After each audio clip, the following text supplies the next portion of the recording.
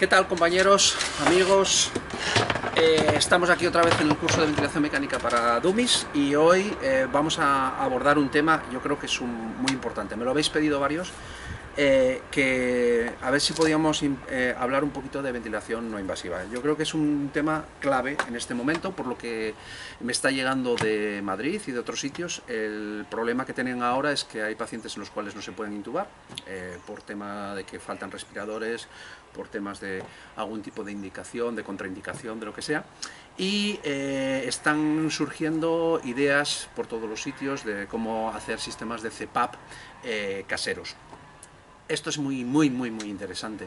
Muy interesante y además enlaza con cosas que ya hemos comentado previamente, que es el tema del alto flujo, de las limitaciones que tiene el alto flujo, de los problemas que puede tener el alto flujo. Sobre todo os voy a poner, ya os digo, ya veis que voy sacando aquí al lado de mío alguna serie de diapositivas, alguna serie de referencias bibliográficas para que veáis. En primer lugar, los datos que nos llegan de China, aunque sean unos datos incompletos y que seguramente en el futuro tendremos datos para aburrirnos con lo que ha pasado, pero un dato muy importante, y es que el 80% de los pacientes que se han muerto en China tenían inicialmente alto flujo. Simplemente lo dejo así. Por otra parte, se hablaba de que la ventilación invasiva, al principio, que si había problemas de indicación, etcétera, al principio todos estábamos mirando al tema de la contaminación. Y es súper importante, insisto, cada vez más el tema de la protección. En España hay un 15% de los pacientes que están infectados por coronavirus son sanitarios, con lo cual hay que extremar las precauciones de protección para el tema sanitario. Pero además se hablaba de los aerosoles, han salido trabajos muy interesantes de cuál era la dispersión que aparecían, incluso trabajos con alto flujo. Desde luego, con el tema de distribución de aerosoles, el alto flujo no es lo más recomendable. Lo que estamos viendo es que hay algunas interfaces que sí que pueden ser mucho más eficaces, no solamente desde el punto de vista de la distribución de aerosoles, sino también desde el punto de vista de hacer exactamente lo que intentamos hacer en ventilación invasiva, que es reclutar el alveolo. El alto flujo no recluta, así lo dejo claro. El alto flujo no es una CPAP al uso, intenta hacer las veces de CPAP con unos niveles de flujo altísimos, pero evidentemente esto es muy variable, va a depender mucho de lo que es las pérdidas por la vía aérea. Y esto ahora mismo es lo que se están dando cuenta en muchos sitios, y en Madrid fundamentalmente, que es donde tenemos el epicentro de todo este problema ahora mismo. ¿Y qué es lo que están intentando nuestros compañeros? Hacer sistemas de CPAP caseros. Bueno, pues en primer lugar lo que voy a hacer va a ser explicar lo que es una CPAP. Y una CPAP es muy simple, y es una CPAP que lo único que necesitamos es un flujo de oxígeno o de aire. Voy a poner aquí como un caudalímetro. Necesitamos una tubuladura conectada a ese flujo de oxígeno, una pieza en T que nos vaya a una interfase. En este caso voy a poner un helmet. ¿Y por qué pongo un helmet? Pongo un helmet porque lo que estamos viendo y lo que nos transmiten nuestros compañeros italianos es que el helmet está siendo muy eficaz en intentar evitar intubaciones. Y yo explicaré exactamente cómo funciona el helmet. Pero puede ser cualquier otro tipo de interfase. Interfaces que también voy a analizarlas, cuáles son las características fundamentales de las interfaces en relación con esta epidemia. Después, en este caso, tendríamos que colocar un filtro. Ya tenemos una clase específica para los filtros. Y, por último, tendríamos que colocar un sistema de resistencia. Un sistema de resistencia que yo voy a poner aquí uno muy sencillo, que sería una válvula de PIP. Pero aquí es lo que incido. Alguien me ha dicho, es que nosotros no tenemos válvulas de PIP. Bueno, pues entonces os voy a poner un vídeo, os voy a compartir un vídeo de cómo hace el doctor Mohamed Chisti en Bangladesh los sistemas de CPAP caseros. Mohamed Chisti es la persona, el pediatra en el mundo que está salvando más vidas, porque la causa fundamental de mortalidad en el mundo en pediatría es la neumonía. Y lo que él ha hecho ha sido a través de un sistema de CPAP casero, es lo que estamos tratando aquí, con las botellas de jabón que les daba la Organización Mundial de la Salud y un sistema de flujo. Lo que hacemos es generar un sistema de CPAP casera con una botella. Es decir, es lo que llamamos Bubble CPAP. Es decir, el sello de agua que tenemos aquí, este sello de agua, es el que, dependiendo de la altura de la columna de agua que tengamos, es lo que va a producir el nivel de CPAP. Esto voy a acercarlo a la pantalla. Esto es lo que sería un sistema de CPAP. Y ahora tenemos que ingeniárnoslas nosotros para intentar conectar todas las distintas fases. ¿Qué pasa si en vez de esto, de un caudalímetro, que ahora voy a indicar qué es lo que pasa con los caudalímetros, podemos poner un respirador de turbina?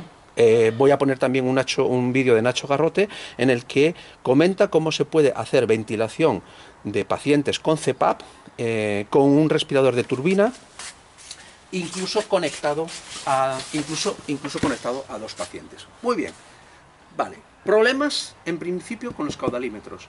El problema es que la mayor parte de los caudalímetros que tenemos van a ser caudalímetros pongo aquí, voy a acercar la cámara un poquito.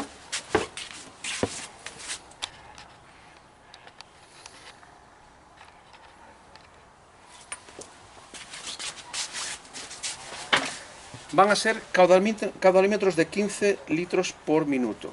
¿Cuál es el problema? Que normalmente el flujo al cual vamos a tener que poner los caudalímetros son pues unas 4 o 5 veces el volumen minuto del paciente. Es decir, si un paciente adulto, vamos a suponer que estamos hablando de 400 mililitros o 500 multiplicado por 15 veces, este es el volumen minuto, y esto significa que, hago la cuenta, 400 o 500 por 15 son 6 litros. Y esto, si lo multiplicamos por 4 o 5, estamos hablando de que necesitamos entre 25 y 30 litros por minuto del flujo de CPAP. ¿Qué tenemos que dar aquí? Ya tenemos un problema. El primer problema es que con los caudalímetros simples no vamos a poder dar esa cantidad de flujo. Es decir, voy a tener que poner otro caudalímetro conectado en serie con este, de tal forma que pueda ofrecer más flujo. Evidentemente, si tengo caudalímetros de alto flujo, yo esos caudalímetros los puedo utilizar. Es decir, las máquinas que tenéis de alto flujo las vais a poder utilizar para dar sistemas mucho más eficaces y mucho más seguros para nosotros. Segundo problema, las interfaces. Y ahora voy a hablar en otro vídeo, acto seguido, de las interfaces. Y por último, vamos a hablar de lo que son los sistemas de cierre de las válvulas, cuando hable de los sistemas caseros. Esto son las cosas fundamentales que vamos a tener que saber. Por último, ¿cuál es el nivel de CPAP? ¿Cuál es el nivel de CPAP que vamos a tener que recomendar? Acordaros de los vídeos que hemos hecho en relación con el reclutamiento. En pacientes, las recomendaciones que estaban dando Gattinoni y la gente que está trabajando con estos pacientes, una vez intubados, estamos hablando de que el nivel de PIP que se recomienda inicialmente a lo mejor varía entre 10 y 15, teniendo en cuenta que el final vamos a tener más o menos entre 12 y 18, es decir, el 15 es un número interesante para recurrirse, pero con CPAP probablemente tengamos que empezar un poquito antes, un poquito con menos. ¿Cuál puede ser una buena CPAP? La buena CPAP puede ser 8 o 10. ¿Qué puede ser lo más adecuado para acordarse? El 10 de centímetros de agua de CPAP. Por tanto, necesitaré en algún punto del sistema un manómetro que me permita conocer el nivel de CPAP. ¿Qué manómetro? Pues simplemente el manómetro que tenemos para medir los CAPs de los balones de los tubos endotraqueales. Si no, pues cualquier manómetro de neumática de baja presión que nos permita medir centímetros de agua en rangos pequeños, es decir, estamos hablando de 10 centímetros de agua, sería interesante. No hace falta que estemos midiendo constantemente la presión, pero bueno, sería interesante valorarla, esa presión, cuánto es. ¿Qué pasa? Si resulta que nosotros tenemos, esto ya es el manómetro, si en vez de tener la válvula de PIP que habíamos conectado aquí, tengo la VLC-PAP, directamente ese es el manómetro, porque va a burbujear por encima, si la presión está por encima del nivel de agua que en el que yo he sumergido el tubo. En otras palabras, si yo sumerjo el tubo 10 centímetros en el agua, va a burbujear cuando la presión del sistema sea superior a 10 centímetros, con lo cual tampoco nos va a hacer falta manómetro. Estos son los conceptos básicos de lo que es un sistema de CPAP casero. Vamos a por más conceptos. Un saludo.